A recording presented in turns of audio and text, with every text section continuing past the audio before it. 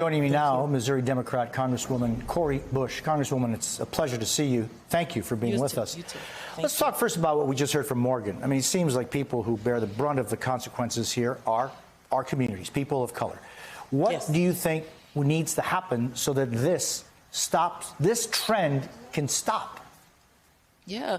First, we need to look at, we're talking about the same group of people who we had been advocating for and pushing for to say, hey, you know, we're already struggling to make sure that that we have the resources to keep food on the table. We're trying to close racial wage gaps. We're trying to close gender pay gaps. We're trying to make sure that each and every person, you know, in Black and brown communities, our Native communities, have actual health care. So that was a thing before the pandemic. And then the pandemic hit and it exacerbated all of those things.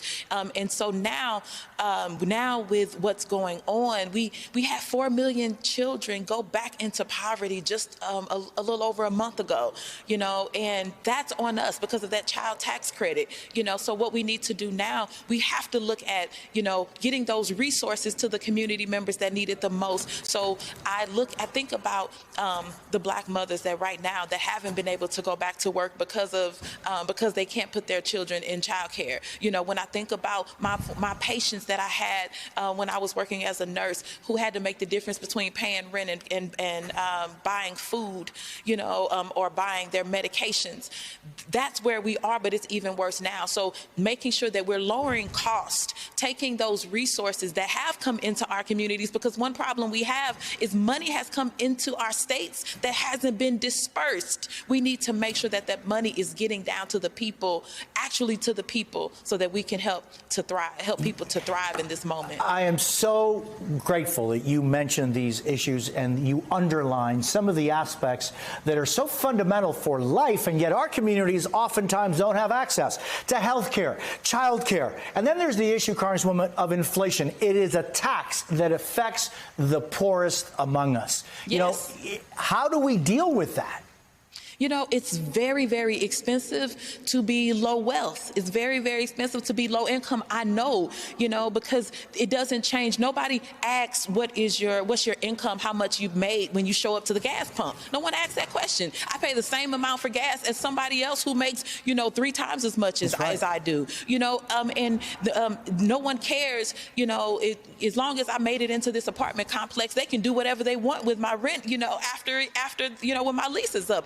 They make that decision. So the problem is we have to make sure that we are hitting the target, you know, but in order to hit the target, we have to address this from the standpoint of, I want to hear it being said, in order for us to make this an anti-racist society, we have to call it out and say Black communities, brown communities, our Native communities are hit the hardest, and this is what we're going to do to solve it. And so give us back what we had and build back better. We need to make sure that we're giving free child care, you know, to our 3- and 4-year-olds, and then making sure that no one pays more than 7% of their income for child care for the newborns up to 3 years. We need to make sure that we're capping insulin at $35. We need to make sure that we're lowering other drug costs. Those things have to happen, and I implore my colleagues to get in the House and the Senate to get on board with this fully. You know, forget the partisan politics. What we're talking about is saving lives, and you have to care about saving Black lives. You have to care about saving brown lives. And if that's not your thing to care, then we need you to move out of the seat, because you have to care about humanity.